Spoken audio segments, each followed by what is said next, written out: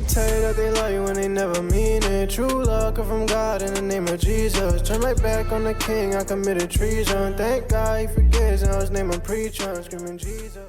What's up, YouTube? You're Inside the Edge, and I'm back with another video. Thank you guys for tuning in. And if you're new to the channel, be sure to subscribe, drop a like, drop a comment down below. It helps my channel grow, guys. I'm excited. Today I want to get into some NBA topics. I'm going to be doing a lot more NBA videos for you guys as well. I know there's just a whole wave of talent entering the NBA, and that's why I want to continue to just do videos for you guys and give you guys, content on some of the younger players, some of the younger draftees that has a lot of potential, guys. And one guy I want to get into today with a lot of potential is Collier.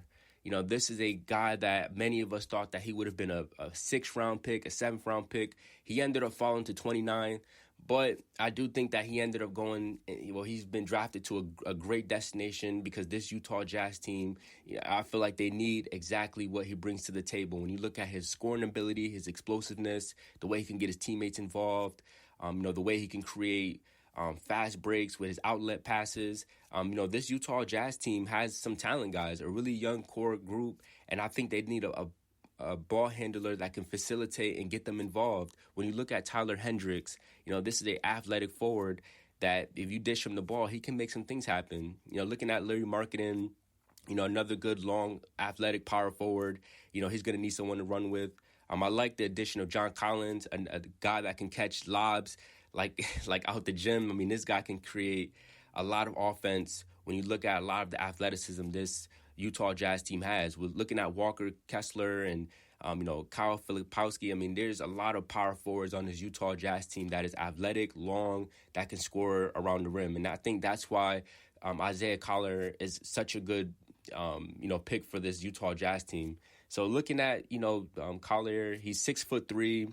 I definitely think he's going to get a lot of instant minutes in his rookie campaign.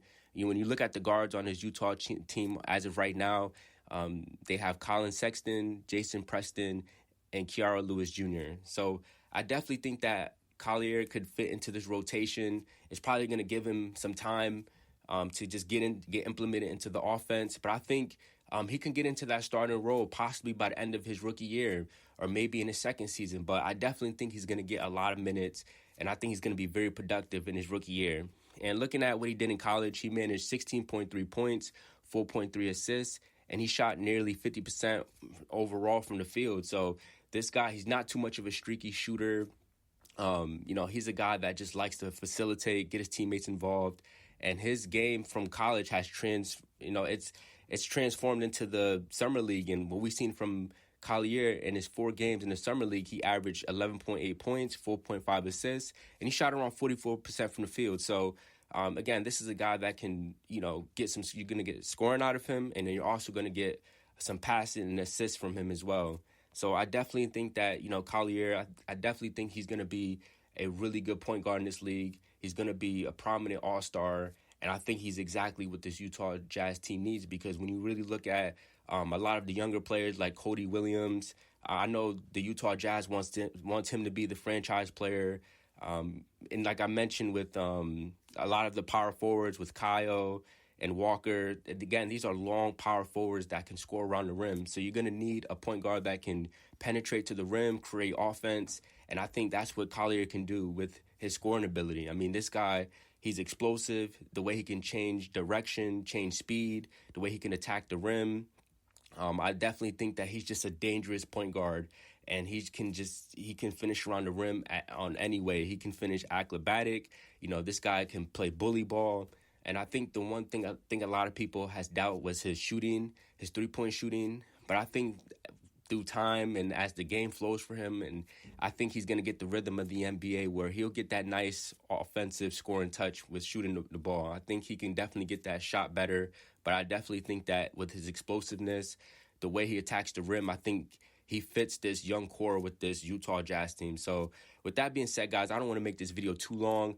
I definitely think that, Collier could be the face of this Utah Jazz team. He has so much potential. His upside being 6'3", explosive.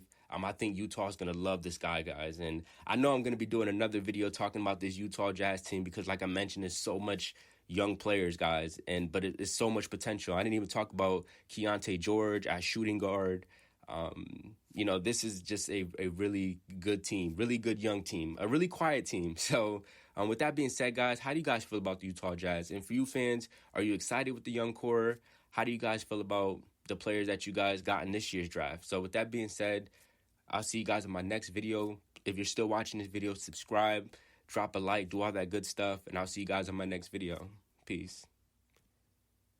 Tell you that they love you when they never mean it. True love come from God in the name of Jesus. Turn my back on the king, I committed treason. Thank God he forgives, now his name I'm preaching. Screaming Jesus.